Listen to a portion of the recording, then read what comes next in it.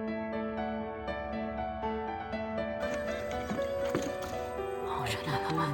นอยู่ของเรามีเนาะโอ้บัดสิมานตอนแรงไว้ตอนช่วยบ่ถึงสบายดีเพื่อนทุกคนมื้อนี้แกงส่องกันนะ5 แดด3 คนว่า5ป่าเมืองธรรมชาติสุดยอดเลย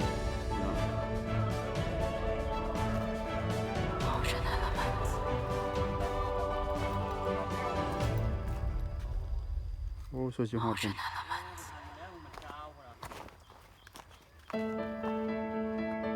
ไปเริ่มแล้วตกมองแล้วเริ่ม รถมานะทำงานนี่แหละทำงานไป เริ่มตกมองแล้วตาดุนมาสิมานดอมาสิถือปลาหลายสันใดนิดหน่อยเดียวถือปลาประมาณ4-5 ตัว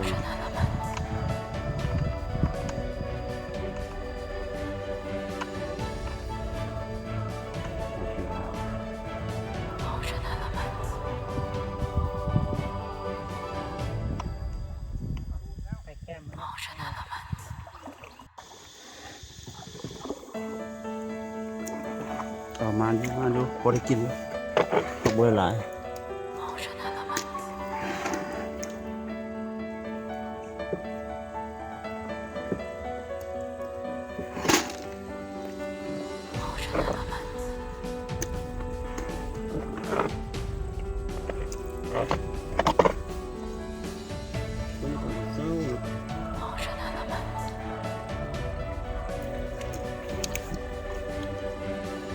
ไป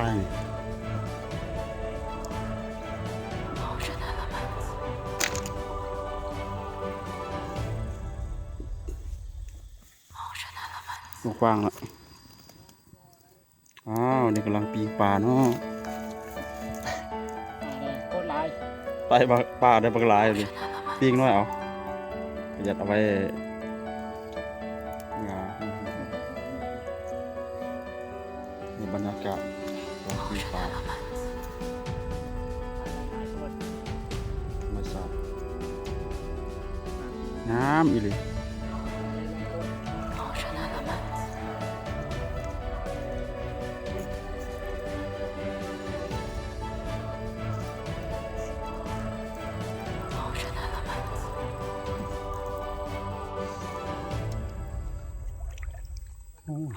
ป้าอย่างนี้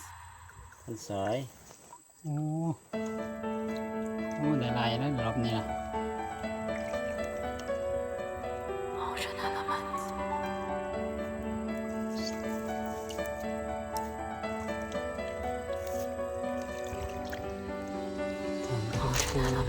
ไม่ติดปลาน้อยนะ ปลาใหญ่กว่าแล้วมองสิปลาใหญ่มันจะมาแป๊บ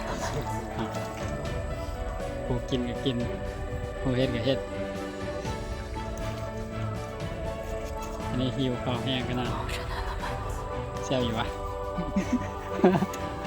เสียวอยู่วะนี่ ทราบแล้วปลาสุกๆหอมธรรมชาติ ป่าเฮา โด โด น น ได้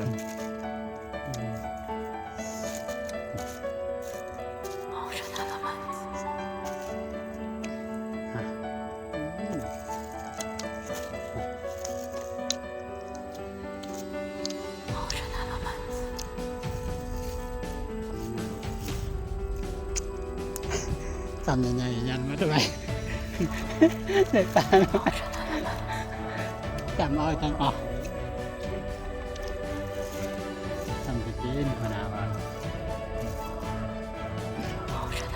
ขึ้นมาหาเรามาแจกแยกใบที่ปาบกินเดี๋ยวนี้คนมักครับคนใหม่ๆมักเอาแบบ50 บาทนะมาแรกเลยตังซื้อส่งยูทูบเลยส่งมาเลยเอาอาหารมากินได้ พนาวาซ้ำจะเอาป่านะถ้าไปมาแล้วนะเสียเอาต เต็มคู่อะนะปีกน้ำควันมันคืออะไรอยู่วะโอ้อากาศร้อนหลายมันนี่จำแล้วก็จำอีกจนซอสมันแหละตามมันเลย ห้องคุณจะไม่หรอ น้ำเงื่อมแล้วนะหาป่าแล้วมันกำลังพึ่งเขา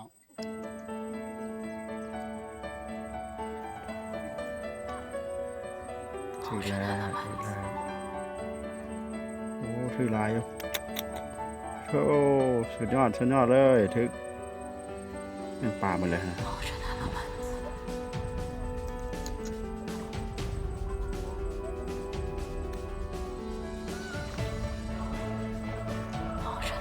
ต้นสวยบุถึกตกบุถึกต้นแรง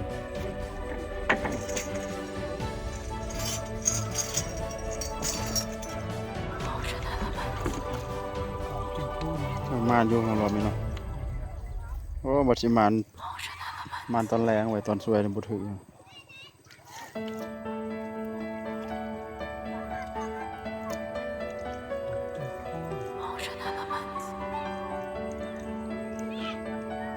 โอ้ยเจสิงบ่ได้น้ำเข้าหัวไปแม่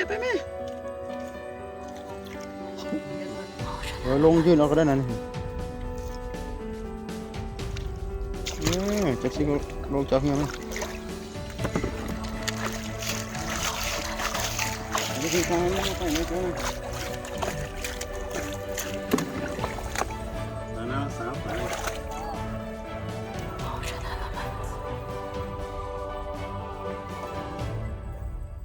ได้ประมาณ 2-3 โลเลยนะ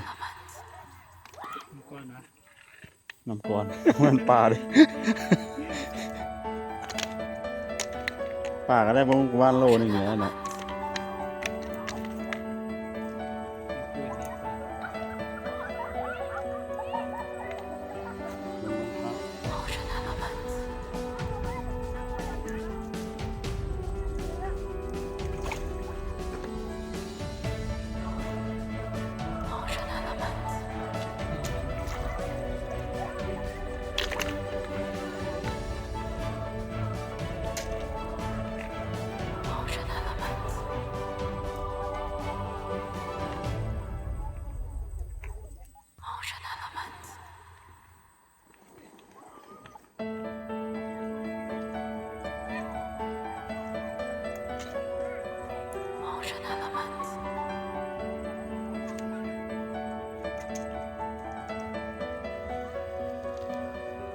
ปลาสรวมแล้วมื้อนี้เขาก็ได้ปลาลายเติบประมาณ 3-4 โลนี่แหละตกหมดมือเลยบรรยากาศดีน้ำแรงถ้าใครได้มักคลิปนี้ขอกดไลค์กดแชร์กดติดตามเด้อใจร้าย